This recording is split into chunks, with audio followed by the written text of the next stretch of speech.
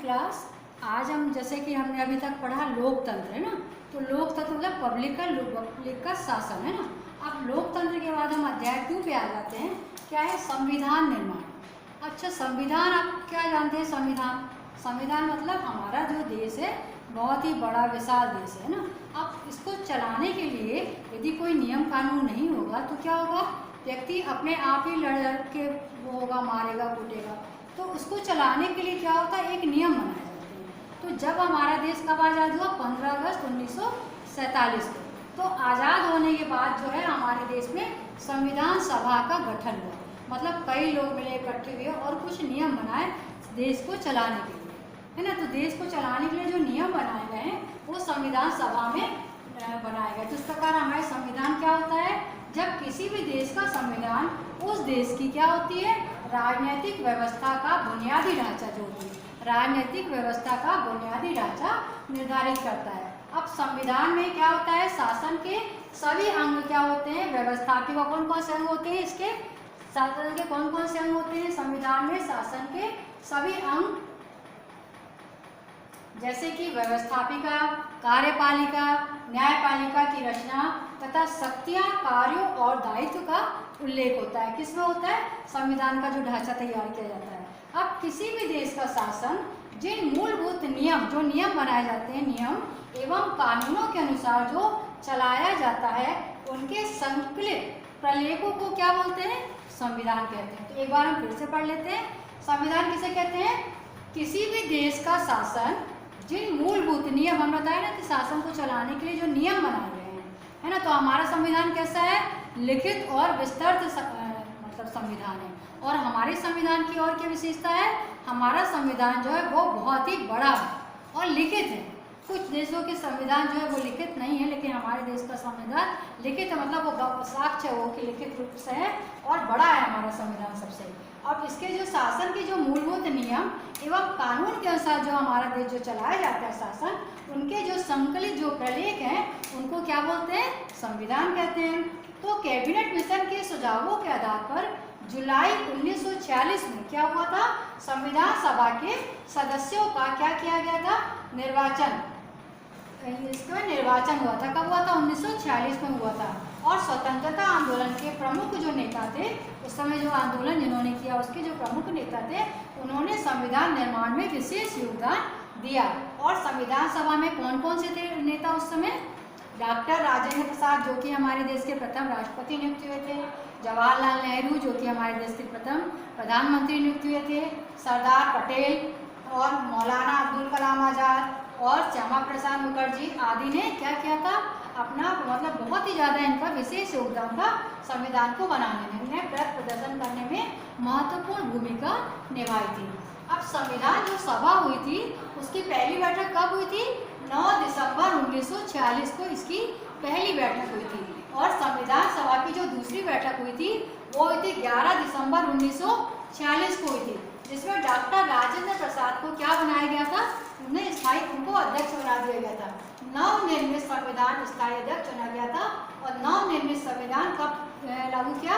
26 नवंबर 1949 को संविधान सभा द्वारा कब ये पारित किया गया? कब पारित किया गया?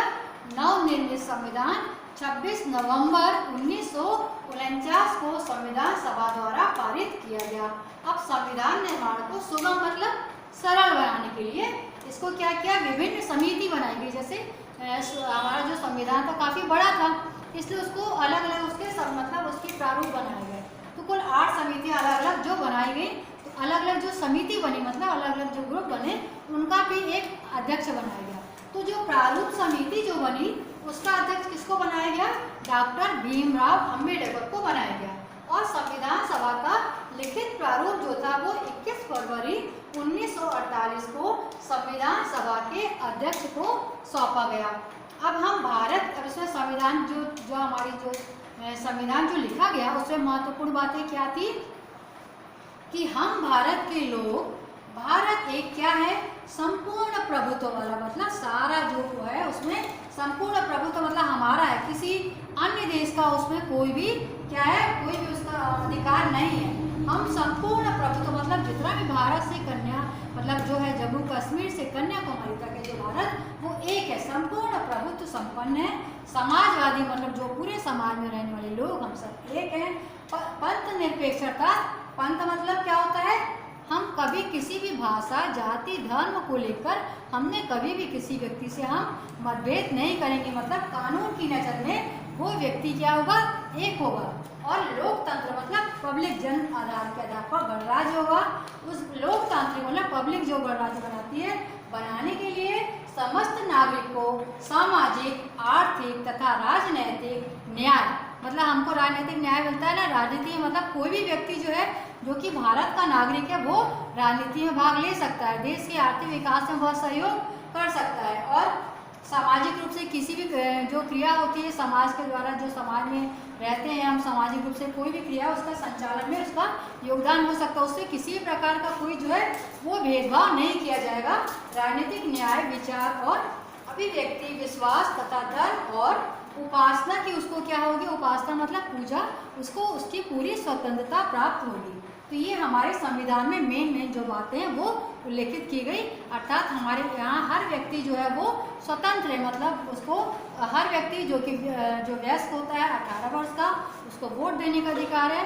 समाज की हर जो गतिविधि है उसको भाग लेने का अधिकार है। वह व्यक्ति स्वतंत्र है बिल्कुल अपना कार्य करने के लिए, यहाँ से वहाँ जाने के लिए, और कोई भी यदि वो राजनीतिक पद के लिए खड़ा होना चाहता है तो उसके लिए स्वतंत्र है।